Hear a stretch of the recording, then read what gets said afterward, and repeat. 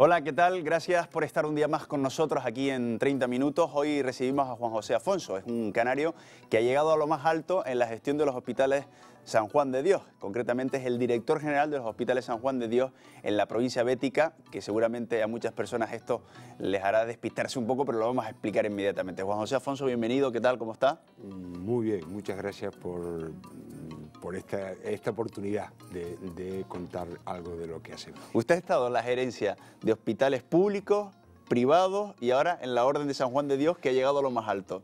Bueno, lo más alto no diría yo, pero sí he vuelto a la Orden de San Juan de Dios, donde estuve ya hace unos años, después de haber pasado en el interín por hospitales públicos, por hospitales privados. ¿Y con qué se queda, Juan José Afonso? Sin lugar a dudas, con la Orden de San Juan de Dios. ¿Sí? De hecho, he vuelto. Y bueno, y hay una cosa que no hemos dicho, y usted es cirujano. Yo soy cirujano. ¿Cuándo fue la última operación?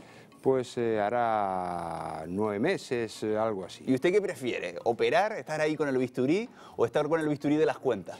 No, es mucho más satisfactorio el bisturí que el de las cuentas. Pero sí hay una cosa importante, que a los que nos gusta la medicina y somos médicos de verdad, nos gusta ayudar a gente. Y yo recuerdo una conversación con alguien muy cercano, bueno, tan cercano que es mi hijo. Cuando me hice cargo de la gerencia de un hospital importante aquí en las islas, no sé qué hacer, si hacerlo o no, y él me dijo: papá, tú siempre me has dicho que te gusta ayudar a la gente, pues en ese puesto puedes hacer que mucha gente ayude a mucha más gente. Y esto, como lo dijo mi hijo, que era entonces no era ni siquiera mayor de edad, para mí fue realmente una especie de leitmotiv por el cual la gestión te permite hacer más cosas por más personas que uno solo. Déjeme que vuelva a lo del bisturí. ¿Son tiempos de utilizar el bisturí económicamente hablando porque tenemos pocos ingresos?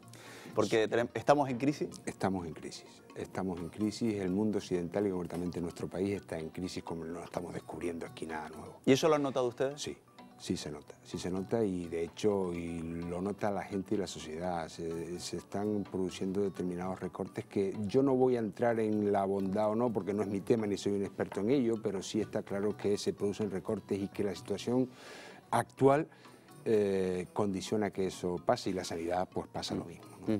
¿Cómo se nutren financieramente hablando los hospitales San Juan de Dios? Sí, en general, una proporción muy alta, superior al 90%, estamos concertados con las diferentes administraciones públicas. Nosotros, la demarcación que yo llevo, tenemos hospitales en Madrid, en Andalucía, en Extremadura y en Canarias. Eso no lo hemos explicado, pero deberíamos explicarlo. ¿Qué es la provincia bética? Sí, bueno, si me permite, la Orden de San Juan de Dios es una orden religiosa que se dedica a la atención sanitaria, la discapacidad y la exclusión social en todo el mundo desde hace casi 500 siglos.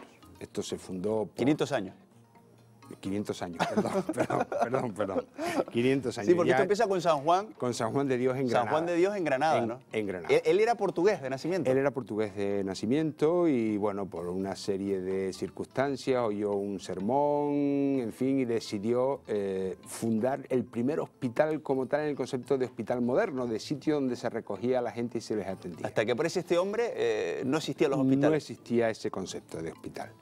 Y bueno, pues de ahí se ha extendido a todo el mundo y a lo largo de 500 años, como bien dices, pues está extendido por todo el mundo. Bueno, pues esta orden, que es toda la misma, se organiza en demarcaciones que llamamos provincias, que groseramente coinciden con países. Hay una provincia francesa, una provincia alemana, una provincia en Estados Unidos, menos en España, que hay 3 provincias. El noreste de la península, la provincia de Aragón, noroeste, la provincia de Castilla, y desde Madrid hacia abajo, incluyendo Canarias, la provincia bética. Esa es la nuestra. Y esa es la nuestra.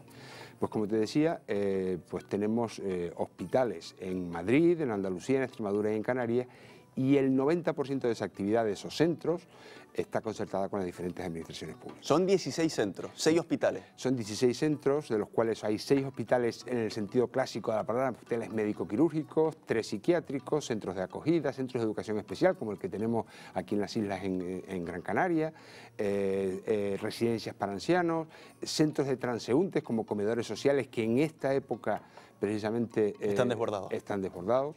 Y, digamos, la orden en su conjunto tiene un componente sanitario fortísimo, pero es la atención a la necesidad, a la marginación, a la...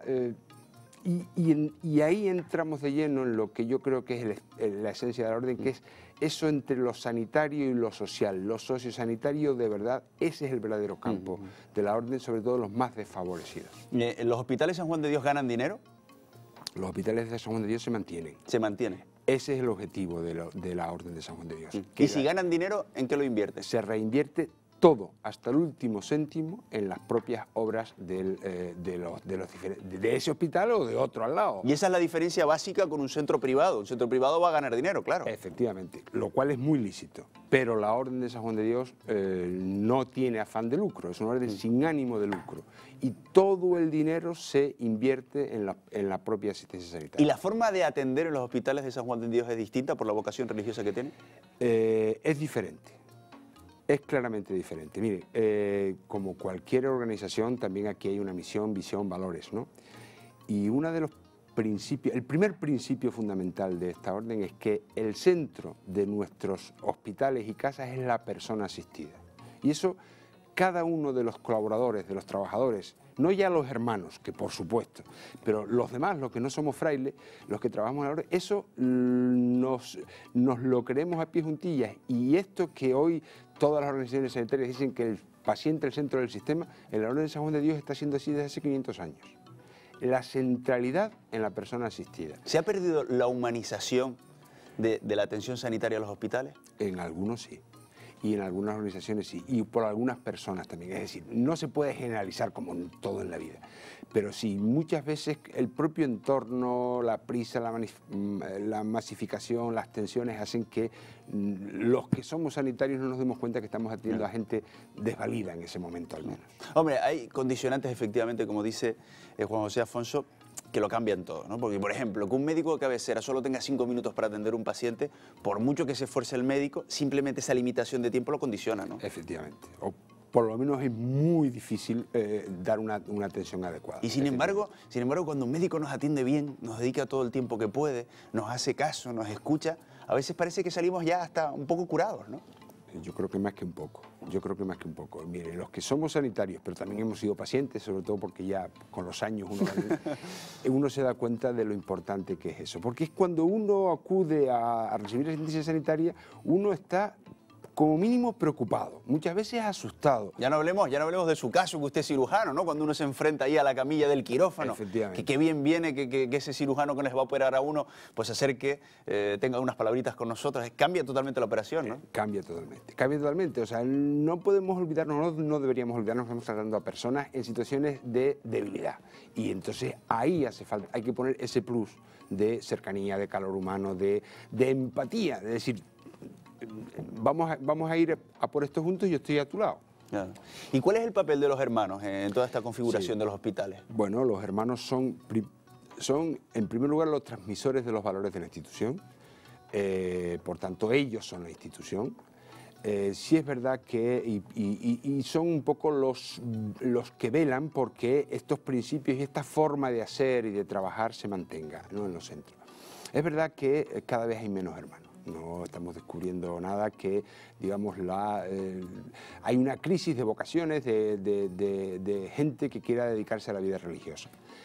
Pero lo grande de esta organización es que ha hecho, o estamos haciendo, o han hecho una reflexión interna y hay alternativas a un futuro posible, no sabemos si es real, en que no puede haber hermanos en cada uno de los centros, cosa que ahora hay en todos los centros, en los dos que tenemos aquí en Canarias, el de Tenerife y en Las Palmas, hay comunidad de hermanos viviendo allí, hay frailes de San Juan de Dios viviendo allí. Y ¿Pero cuántos hermanos tenemos ahora mismo en la provincia bética? Se aproximan a los 80. 80. Y ahora mismo con 80 pueden estar en todos los centros. En todos los centros. Sí es verdad que la edad media es alta, la edad media es alta. y por tanto, pues en plazo previsible, si no hay nuevas incorporaciones, pues el número de hermanos no van a poder ser suficientes para ver en todos los centros, pero hay alternativas. Ahora, cuando he dicho lo de la edad alta, me he acordado del padre Fernando Llorente, que nos dejó en el pasado mes de mayo, muy querido en Canarias, muy querido, muy apreciado, y nos dejó con 90 años, ¿no? Sí, muy querido en Canarias y un personaje fundamental en la Orden de San Juan de Dios en la provincia bética. Él fue superior provincial, él fue el jefe de toda la provincia bética hace unos años y es una, digamos, su capacidad mental, su producción bibliográfica tan amplia y su capacidad de analizar y de reflexionar sobre temas, pues ha marcado la vida de la provincia bética, no solo en Tenerife, sino en toda la provincia. El padre Fernando Llorente es un referente, ha sido un referente para la Orden de San Juan de Dios durante muchos años. ¿Qué pacientes van a los hospitales de San Juan de Dios? ¿Pueden elegir o no se puede elegir eso? Bueno, esto es como todos los centros concertados. Eso son pacientes derivados de la sanidad pública que son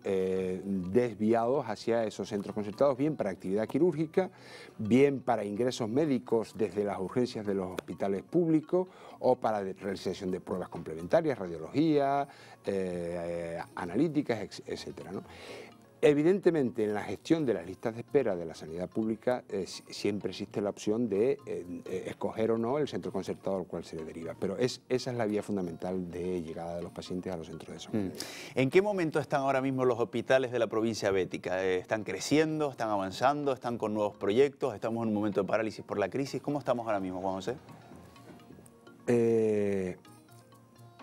Vamos a ver, como director general de centros me cabe a mí la responsabilidad de haber aprobado un presupuesto anual de todo este grupo de hospitales, de estos 16 centros, ¿no? Que también incluyen 2 escuelas de enfermería, por cierto.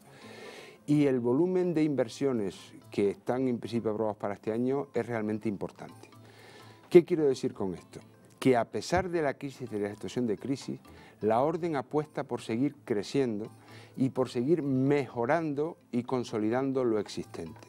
Precisamente porque estamos en ese periodo, tenemos que aumentar nuestra capacidad de dar atención y de dar respuesta. Eso requiere una inversión, pero los hermanos lo tienen absolutamente claro. Ellos están aquí, la Orden está aquí para resolver y atender a gente. Pues adelante con ello. Incluso ustedes no se quedan dentro de nuestras fronteras. Por ejemplo, tienen la intención de abrir un hospital en Camerún. Sí, ¿Eso cómo se consigue? ¿Cómo se financia? ¿De dónde salen esos dineros? ¿Es difícil, es fácil abrir un hospital? No es fácil, pero es ilusionante. Y se hace fundamentalmente gracias a la generosidad de la gente, que es algo que yo decía el otro día a un compañero suyo en otro contexto.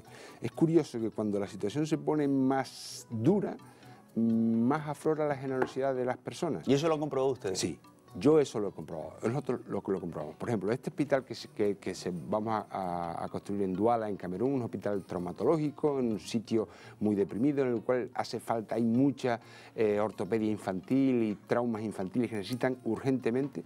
Lo estamos haciendo con cuestaciones y con campañas para ese hospital en Duala, en Camerún, y la gente está contribuyendo. Pues hay un proyecto, hay una idea y hay unos terrenos ya adquiridos, hay un compromiso con el gobierno del país, pero la gente contribuye y lo hace generosamente. O sea, uno se queda muchas veces asombrado de la gente que llega y dice, oye, mira, yo no puedo hacerlo con esto, pero esto te lo doy. Claro. ¿Y qué puede suponer, para que nos hagamos una idea? Porque yo creo que todos nos hemos acostumbrado a la sanidad que tenemos y no la valoramos. ¿Qué puede suponer para la población que va a vivir o que vive en torno a ese hospital en Camerún?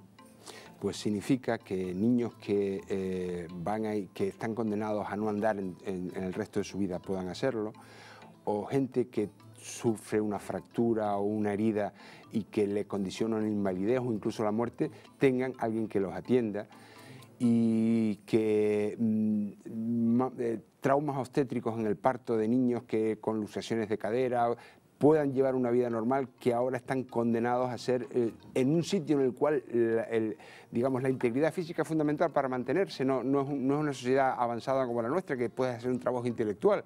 Son gente condenadas al ostracismo y a la muerte precoz, pues que eso se pueda resolver. ¿Y cuándo lo tendrán ese hospital? Pues esperamos que a lo largo del próximo año. Está el terreno, está el proyecto, se está empezando la edificación, digamos 2012-2013. Y me imagino la ilusión de la población que ha conocido esa noticia, ¿no? Evidentemente, evidentemente. ¿Lo han percibido ustedes ya? Sí. Porque yo creo que deberíamos hacer una reflexión de lo que tenemos. A veces despreciamos lo que tenemos. O por lo menos no lo apreciamos lo suficiente. Porque yo creo que siempre nos quejamos de la sanidad y está bien, yo creo que hay que mejorarlo todo y perfeccionarlo. Pero no nos olvidemos, por ejemplo, que hace unos años había un médico de guardia en 50 kilómetros en un diámetro de 50 kilómetros y había que buscar ese médico de guardia. Ahora tenemos casi centros de salud con urgencias en casi todos los pueblos, ¿no? Yo creo que, esto que voy a decir sé que es políticamente incorrecto, pero bueno, da un poco igual. Yo creo que vivimos una sociedad excesivamente hedonista. Es cierto que hay que pujar por mejora, es cierto que nunca se puede estar del todo satisfecho, pero de ahí a hacer un catastrofismo de todo lo que hay un mundo de diferencia. Hay mucho hecho en la sanidad pública en este país y en nuestra región, igual que en el resto del país. Hay mucho hecho y bueno hecho. ¿Que se puede mejorar? Claro que sí. ¿Que se puede llegar a más gente? Claro que sí. Pero miren, esto es como todo en la vida y en estas épocas de crisis es cuando lo estamos viendo. Uno tiene la casa y quiere pintar las paredes, pero primero tiene que poner la mesa y cuando tenga la mesa puesta pensará en pintar las paredes. Es que sé que esto es muy pedestre el ejemplo que he puesto, pero es que es así la vida. Claro. Es así. Porque hay una cosa que yo creo que deberíamos reflexionar también y es que en el gasto sanitario no hay techo. Siempre se podrá gastar más, ¿no? Siempre se puede gastar más. Y eso lo habrá comprobado usted en la gestión de los centros privados, los públicos y ahora que está en San Juan de Dios, porque siempre hay una técnica mejor, siempre hay un aparato más novedoso, en fin, y ahí no hay límite, ¿no? Y siempre hay mucha gente interesada en que ese aparato novedoso o la técnica nueva llegue. Y picamos todos en ello. En algunos que está justificadísimo y en otros que no tanto. Esa es la auténtica labor del gestor o del responsable sanitario. Ahí es donde hay que trabajar de verdad, en evidencia científica, en inversiones que se justifiquen los resultados, no porque fulanito tenga el aparato que hace ping, lo tengo que tener yo también. Claro. De todas formas, como decíamos antes, por supuesto que hay que mejorar muchas cosas. Si Juan José Afonso fuera consejero de Sanidad en Canarias, ¿por dónde empezaría? Gracias a Dios no lo soy, espero no serlo nunca. Empezaría por un lugar común, pero que yo creo que es fundamental. Para mejorar la sanidad hay que mejorar la educación sanitaria de la gente. De todos, de los usuarios y de los profesionales. Y cuando hablamos de educación sanitaria, ¿de qué estamos hablando exactamente? Estamos hablando Pónganos algún ejemplo. del uso adecuado de los recursos. Es decir, a ver, si el médico ha de tener la capacidad de, si a usted le duele la rodilla, saber si necesita una resonancia magnética o no. Y es el médico quien lo sabe y debe estar formado para eso e indicarla en el momento y en el caso adecuado. La inmensa mayoría estamos acostumbrados, no, yo voy a que me hagan una resonancia porque... Bueno, es que usted está disparando con pólvora del rey. Habrá un profesional que ha dedicado su vida, que ha trabajado, que sabrá cuándo está indicado o no, o este medicamento hay que ponerlo o no, o a usted le mando a hacer un PET o no. Es decir, hay que usar racionalmente los recursos porque no llegan a todos y estamos viviendo la época que estamos viviendo en el que no solo en sanidad, sino en otras cosas se ha vivido por lo menos un poco alegremente. Claro. Lo que pasa es que cuando utilizamos los recursos sanitarios, y me incluyo, tenemos la sensación de que es gratis. Efectivamente, pero no lo es. Pero no lo es una cosa en absoluto. Una cosa es que no nos cueste dinero al bolsillo personal out of the pocket, y directamente. Efectivamente. Y otra cosa es que sea gratis. Efectivamente. Porque eso se paga con nuestros impuestos. Efectivamente. No lo es y no lo es en absoluto. Es más, es carísimo. Es carísimo. Y bueno, todos vemos el problema de la financiación sanitaria en todo el país y la necesidad de llegar a acuerdos entre diferentes autonomías para racionalizar. Porque es que, como bien he dicho, es un saco sin fondo. Se puede crecer y crecer y crecer en gastos sin límite. En algunas autonomías se pasa la factura de lo que cuesta el servicio. ¿Eso nos haría reflexionar? ¿Está funcionando en esa autonomía? Por ejemplo, en Andalucía se está haciendo la factura sombra, que se llama. Sí. El usuario, cuando deja el hospital, se le entrega una factura en la cual se recoge... ¿Eso lo hacen en sus hospitales? En los hospitales públicos. En los de ustedes no. Bueno, En uno de los nuestros sí, el hospital de Bormuz en Aljarafia, que es un hospital totalmente integrado en la red pública andaluza. ¿Y el paciente se lleva lo que ha costado su intervención quirúrgica, por ejemplo? ¿Y se sorprenden? Sí se sorprenden, pero es que aquí de nuevo tocamos con la educación básica de la persona. Es decir, yo puedo verlo fehacientemente en un papel en el que pone mi factura, o puedo oír lo que dicen, oye, es que el gasto sanitario es importante. Pero el segundo paso es qué hago yo con esa información. Es decir, lo veo y digo, pues muy bien. O me lo están contando en la tele o los políticos. Bueno, pues ellos verán. No, es una labor, señores, que esto es todo de todos. Y tenemos que concienciarnos de esto. Evidentemente, el presentar la factura sombra es una forma de ponerlo muy en evidencia, pero a partir de ahí, de recibir la información, el manejo que haga la persona de ello, pues depende de cada uno. Por ejemplo, Juan José Afonso, cuando escucha el dato de que el año pasado tiramos en los puntos Sigre, los canarios, 100 toneladas de medicamentos, ¿qué siente? Pues siente que esas 100 toneladas de medicamentos al precio que pueden ser, daba para muchos hospitales en Duala y en Camerún y en sitios así. Y quien tiene la responsabilidad de gestionar ese gasto debería dedicar todo su esfuerzo, y sé que no es fácil, a poner los medios para que eso no ocurra. Unidosis, dosis determinadas, limitación, lo que sea, pero es que ese esfuerzo, que es difícil, que hay que poner de acuerdo a mucha gente, pero es que va a llegar a ser vital. Claro. ¿Nos estamos jugando la sostenibilidad del sistema sanitario? Absolutamente, absolutamente. ¿Vamos camino de un copago? Yo no sé si un copago o cuáles serán las medidas, pero desde luego, en mi experiencia y en lo que yo llego a ver, el sistema, el modo en el cual nos hemos movido hasta ahora, se acabó. Hay que hacer otra fórmula. Copago, corresponsabilidad, adecuación, limitación de prestaciones, no sé cuáles, pero desde luego ha de cambiar. Después tenemos otro problema también grave que como usted ha estado también en Canarias lo sabe perfectamente, y es el de la obesidad. A veces hablamos ligeramente de la obesidad.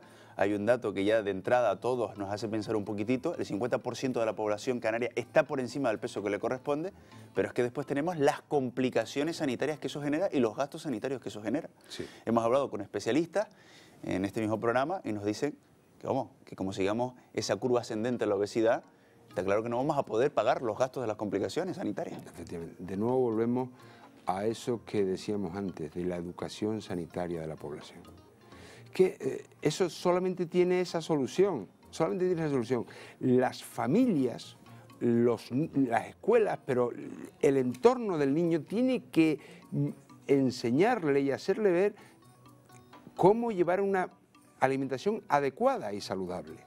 Porque no cuidamos esto. Y claro, y eso a lo largo de una vida desemboca en este tipo de problemas, y además de padres que se han criado así, transmiten a sus hijos, o mejor dicho, no transmiten a sus hijos esos valores en cuanto a la educación. Pero da la sensación, José Afonso, también de que la administración es lenta y tarda en reaccionar. Hasta hace poco se permitía tener dispensadores o expendedores de productos poco sanos en los colegios. Sí. Es verdad, la administración no siempre llega a todos lados y muchas veces es lenta y otras veces no mira a los lugares adecuados. Pero todos deberíamos ser adultos conscientes y dueños de nosotros mismos. Y no porque la administración no ponga los medios, a lo mejor los puedo poner yo. No tengo que esperar que papá administración o mamá administración o papá Estado me los ponga. Es una cuestión de educación individual de las personas, de cambio de mentalidad de las personas. Claro. Sé que lo que voy a decir es muy duro, pero lo ha dicho aquí algún especialista como Luis Morcillo o Benito Maceira. Tenemos una industria, por un lado, interesada en mal alimentarnos, en engordarnos, y hay otra industria, por otro lado, que está interesada en que caigamos en esa tentación porque quiere curarnos después. Efectivamente. ¿Podemos escapar a ese vicio? Sí, pero con una sola cosa, autocontrol, y yo soy el dueño de mi vida. Evidentemente que es así. Y ese es por eso antes hablábamos de que había mucha gente interesada en que el gasto sanitario fuera mayor. Hay mucha gente interesada en que engordemos y otros interesados en, efectivamente, es así. Pero nosotros caemos como cobayas en ese juego. caemos nuestros abuelos, por lo menos los míos, usted es más joven, no caían en eso, vivían en el campo, tenían una vida rústica y frugal, no caían en eso, no estaban, esas veleidades no les hacían mella, sabían lo que eran sus principios, sus valores, lo que tenían que ser y vivían. Hoy, hombre, no todo el mundo es igual, pero hay una gran lasitud en la sociedad en este sentido. Nos jugamos mucho con este asunto porque a veces podemos pensar, bueno, ¿qué más da que tenga un par de kilos más, un par de kilos menos? Nos jugamos mucho. A título individual nos jugamos nuestra salud y la duración de nuestra vida. Y a nivel social, un gasto y una complejidad que difícilmente será asumible por generaciones sucesivas. Sin embargo, observamos un movimiento contrario. Vemos como cada vez la gente tiene más interés en los asuntos sanitarios. Cuando viene un especialista aquí, pues observamos cómo los registros de audiencia suben, porque la gente le preocupa la salud mucho. Claro, que le va la salud y la vida en ello, evidentemente, le preocupa.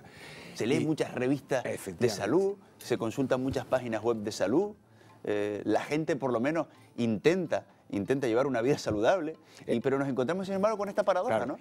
Pero es que todo eso que dice es bueno, pero no debe quedarse ahí, es decir, porque muchas veces, o algunas veces usamos eso como pantalla para nuestra conciencia. No, yo es que ya tomo ensalada de vez en cuando y además hago ejercicio, pero es que luego, hombre, pero un día en semana como hamburguesa fulanito, pues no, a ver, no basta con interesarse y decir yo me preocupo. Porque claro, en el fondo todos tenemos ahí detrás en la mente diciendo cuidado con esto. Y entonces parece que lavamos nuestra conciencia escuchando y atendiendo y aparentemente siendo. Pero va más allá de ahí.